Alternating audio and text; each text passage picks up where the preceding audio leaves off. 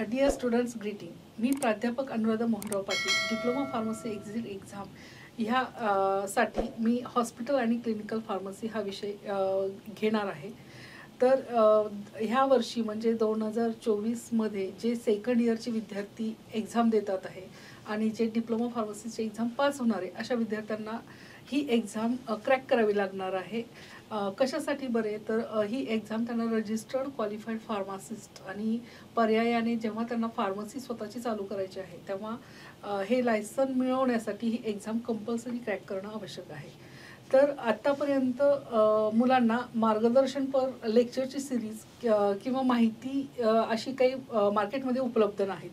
त्यामुळं मुलं फार संभ्रमात आहेत की ही DP एक्झाम कशी असणार आहे. तर हा मुलांचा जो संभ्रम आहे तो दूर करण्यासाठी व्हेनेटर करिअरचे डॉक्टर अतुल दाडे सर यांनी मार्केटमध्ये DPसाठी लागणाऱ्या सर्व विषयांची लेक्चरची सिरीज मार्केटमध्ये उपलब्ध करून देण्याचे ठरवलेले आहे की जेणेकरून ती सिरीज मुलांना DP एक्झाम क्रॅक करण्यासाठी उपयोगी आणि मार्गदर्शनपर राहणार आहे. तर त्यासाठी मी व्हेनेटर करिअरचे आणि डॉक्टर अतुल दाडे सर यांचे मी आभार व्यक्त करते की त्यांनी मला अपॉर्च्युनिटी दिली आणि मुलांचा संभ्रम दूर करण्यासाठी हे लेक्चर सिरीज ही मार्केटमध्ये ते आणत आहेत. तर व्हेनेटर करिअरने मला हॉस्पिटल आणि क्लिनिकल फार्मसी ह्या विषयावर मार्गदर्शन करण्यासाठी मला अपॉर्च्युनिटी दिली आहे. तर आपण हॉस्पिटल आणि क्लिनिकल फार्मसीच्या टॉपिककडे वळूया.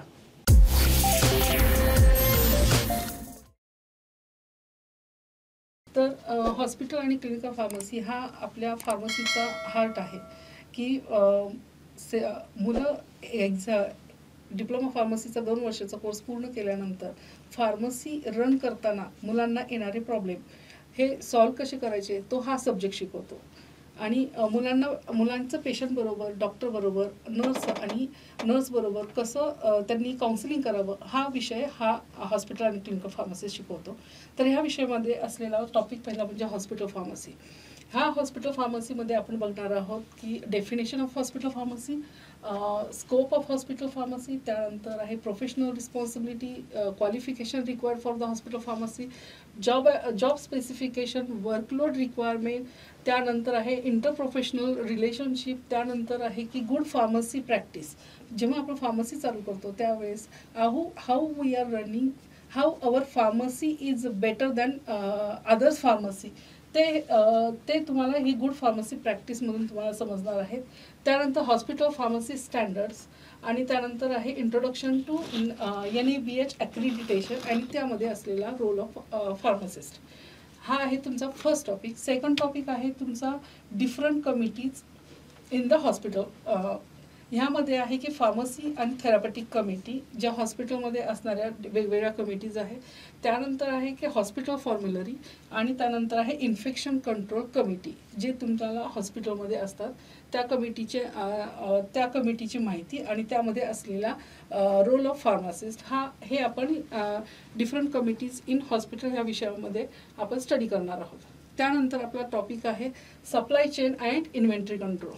सप्लाय चेन आणि इन्व्हेंटरी कंट्रोल म्हणजे काय तर तुमच्या फार्मसीमध्ये आपण किती परचेस करायला पाहिजेत, how we are calculating inventory आणि त्यानुसार how we are what is the procedure for the purchase of the drug that we are studying in the hospital chain and inventory control हा चॅप्टरमध्ये आपल्याला स्टडी करायचा आहे. ह्यामध्ये आहे की आपल्याला वेगवेगळ्या डेफिनेशन्स आहेत like high risk drug, emergency drug, schedule H drug.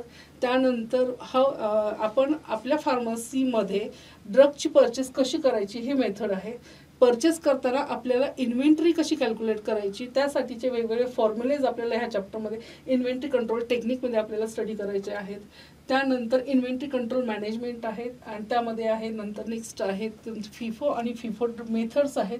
आणि त्यानंतर आहे की एक्सपायरी ड्रग जो तुमच्या फार्मसीमध्ये जो एक्सपायरी झालेला ड्रग आहे त्या डिस्पोज करण्याच्या वेगवेगळ्या मेथड्स ह्या तुम्हाला सप्लाय चेन आणि इन्व्हेंटरी कंट्रोल ह्या टॉपिकमध्ये आपल्याला बघायचे आहेत. त्यानंतरचा नेक्स्ट टॉपिक आहे आपल्याला ड्रग डिस्ट्रीब्युशन. ड्रग डिस्ट्रीब्युशन म्हणजे आपल्या प्रत्येक फार्मासिस्टला, हॉस्पिटल फार्मासिस्टला माहिती असायला पाहिजे की आपल्या फार्मसीमध्ये असलेला ड्रग हा शेवटच्या फ्लोअरमध्ये असलेल्या पेशंटकडे कसा पाठवता येईल. ते कोणत्या मेथडनी पाठवता येईल आणि त्यासाठी कोणकोणत्या वेगवेगळ्या मेथड्स आहेत त्या तुम्हाला इथं ड्रग डिस्ट्रीब्युशन टेक्निकमध्ये शिकणार आहोत.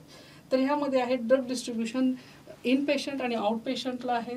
त्यानंतर आहे की floor stock method, unit drug distribution method आणि ड्रग डिस्ट्रीब्युशन करण्यासाठी लागणाऱ्या वेगवेगळ्या मेथड. त्यामध्ये आहे ड्रग बास्केट मेथड, त्या आणि ड्रग बास्केट मोबाईल डिस्पेन्सिंग युनिट आहे. त्यानंतर आपल्या ड्रग हा आपल्याला ICCU, नंतर इंटेन्सिव्ह कोरोनरी केअर युनिट, नंतर ICU इंटेन्सिव्ह केअर युनिट, त्यानंतर NICU इमर्जन्सी वॉर्ड, ह्यामध्ये आपला ड्रग कसा पोहोचायला पाहिजेत. त्यानंतर आहे नवीन सिलेबसमध्ये ॲड केलेला टॉपिक म्हणजे ॲटोमॅटेड ड्रग डिस्पेन्सिंग सिस्टीम आणि डिव्हायसेस आहे. आणि त्यानंतर आपल्याला नार्कोटिक ड्रगचं डिस्ट्रीब्युशन आणि त्याचं स्टोरेज हे आपल्याला ह्या टॉपिकमध्ये distribution of a drug in the hospital या टॉपिकमध्ये आपल्याला शिकायचं आहे. त्यानंतरचं आहे next topic compounding in the hospital. Compounding in the hospital ह्या चॅप्टरमध्ये आपल्याला बल्क कंपाऊंडिंगच्या डेफिनेशन आहे. त्यानंतर IV ॲडमिक्चर सर्व्हिसेस आहे आणि त्यानंतर आहे की टोटल पॅरेंटल न्यूट्रिशन हे आपल्याला स्टडी करायचं आहे. त्यानंतर नेक्स्ट टॉपिक म्हणजे तुमचा रेडिओ फार्मास्युटिकल. जे अँटी कॅन्सर ड्रग लागणार आहेत त्या ड्रगचं स्टोरेज, डिस्पेन्सिंग आणि डिस्पोजल मेथड ह्या तुम्हाला ह्या चॅप्टरमध्ये स्टडी करायच्या आहेत. त्यानंतर आहे की application of computer in hospital pharmacy practice. ह्या चॅप्टरमध्ये आपल्याला नवीन मेथड म्हणजे कॉम्प्युटरचा यूज हा हॉस्पिटलमध्ये आणि फार्मसीमध्ये कसा केला जातो हे ह्या मेथड्स तुम्हाला ह्या चॅप्टरमध्ये स्टडी करायचं आहे. आणि नवीन ॲड केलेला म्हणजे तुम्हाला इलेक्ट्रॉनिक हेल्थ रेकॉर्ड आणि software use in the hospital pharmacy हा नवीन PCI ह्या नवीन सिलेबसमध्ये ॲड केलेला हा मेथड्स आहेत. त्यानंतर आहे की क्लिनिकल फार्मसी. हॉस्पिटल फार्मसीमध्ये जेव्हा आपण डिस्पेन्सिंग करतो त्याचबरोबर फार्मासिस्टचा रोल हा तुमच्या क्लिनिकल फार्मसीमध्ये असलेला आहे की तो इनपेशंटला जेव्हा आपण मेडिसिन देतो त्यावेळेस ते मेडिसिन दिल्यानंतर त्याचा रिस्पॉन्स मॉनिटर करणं, रेकॉर्ड ठेवणं आणि फिजिशियनला मदत करणं हे हा तुमचा क्लिनिकल फार्मासिस्ट करतो. तर ह्यामध्ये तुम्हाला डेफिनेशन, स्कोप आणि डेव्हलपमेंट आहे. त्यानंतर त्यानंतर डेफिनेशन्स आहे पेडियाट्रिक, जेरियाट्रिक, अँटीनॅटल केअर आणि पोस्टनॅटल केअर हे तुम्हाला ह्या चॅप्टरमध्ये स्टडी करायचं आहे. त्यानंतर ह्या चॅप्टरमध्ये आहे की daily activities of clinical pharmacist. ह्यामध्ये आहे की तुमचे वॉर्ड राऊंड पार्टिसिपेशन, त्यानंतर treatment chart review, adverse drug reaction, drug information and poison information, त्यानंतर आहे मेडिकेशन हिस्ट्री, त्यानंतर पेशंट काउन्सिलिंग आणि इंटरप्रोफेशनल कोलॅबोरेशन आणि फार्मास्युटिकल केअर. हे जेव्हा तुमचा क्लिनिकल फार्मासिस्ट जेव्हा पार्टिसिपेट करतो अलॉंग विथ द फिजिशियन ह्या त्याच्या ॲक्टिव्हिटीज आहेत आणि त्यामध्ये त्याचा असणारा रोल हा तुम्हाला क्लिनिकल फार्मसी ह्या चॅप्टरमध्ये तुम्हाला स्टडी करायचा आहे. त्यानंतर आहे की clinical laboratory test use in the evaluation of a disease state. म्हणजे काय बरे, जेव्हा पेशंट हा ॲडमिट केला जातो, इन पेशंट असतो किंवा आउट पेशंट कोणताही पेशंट असतो, त्यावेळेस तो पॅथॉलॉजिकल रिपोर्ट करतो. मग त्या पॅथॉलॉजिकल रिपोर्टवरून त्याचे इंटरप्रिटेशन काय असतात, रिझल्ट काय असतात आणि त्याचं डायग्नोसिस ऑफ ए डिसीज होतं. त्यामध्ये असणारा फार्मासिस्टचा रोल हा तुम्हाला ह्या चॅप्टरमध्ये स्टडी करायचा आहे. त्यानंतर आहे पॉयझनिंग. हा नेक्स्ट चॅप्टर आहे. पॉयझनिंगमध्ये आहेत की डिफरंट टाईप्स ऑफ पॉयझनिंग आहे. त्यानंतर पॉयझन इन्फॉर्मेशन सेंटर जे तुमच्या हॉस्पिटलमध्ये असतं. त्यानंतर डेफिनेशन, रिक्वायरमेंट आणि information sources with the example and their advantages and disadvantages of poisoning. आणि पॉयझनिंगमध्ये त्याचे सिम्पटम्स तुम्हाला पॉयझन झाल्यानंतरचे सिम्पटम्स आणि ट्रीटमेंट तुम्हाला ह्या चॅप्टरमध्ये स्टडी करायचं आहे. आणि नेक्स्ट आहे तुमचं फार्माकोव्हिजिलन्स. फार्माकोव्हिजिलन्स म्हणजे जेव्हा एखादा ड्रग आपल्या पेशंटला देतो, एखादा नवीन ड्रग किंवा जो मार्केटमध्ये असलेला ड्रग जेव्हा आपण पेशंटला देतो तेव्हा त्याचे ॲडवर्स ड्रग रिॲक्शन मॉनिटर करायचे असतात. ते तुम्हाला ह्या चॅप्टरमध्ये तुम्हाला स्टडी करायचे आहेत. आणि त्या ॲडवर्स ड्रग रिॲक्शन मॉनिटर केल्यानंतर त्या रिपोर्ट पण तुम्हाला करायचे असतात. तर ते रिपोर्ट कुठे करायचा आणि त्याचा उपयोग काय ह्या तुम्हाला फार्माकोव्हिजिलन्स ह्या चॅप्टरमध्ये स्टडी करायचं आहे. आणि नंतरचा शेवटचा चॅप्टर म्हणजे तुमचा मेडिकेशन एरर आहे.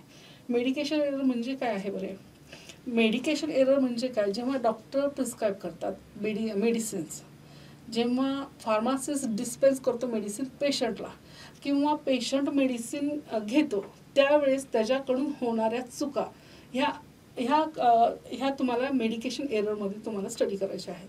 तर कॉन्सिक्वेन्सेस म्हणजे त्या मेडिकेशन एरर का होतात त्याचे रिझन्स तुम्हाला फाइंड आउट करायचे, आणि त्या रिझन्स फाइंड आउट करून तुम्हाला कसे प्रिव्हेंट करायचे ते तुम्हाला ह्या चॅप्टरमध्ये स्टडी करायचं आहे. तर हे आहे हॉस्पिटल आणि क्लिनिकल फार्मसीचे टॉपिक्स तुम्हाला ह्यामध्ये स्टडी करायचे आहेत. तर थँक्यू.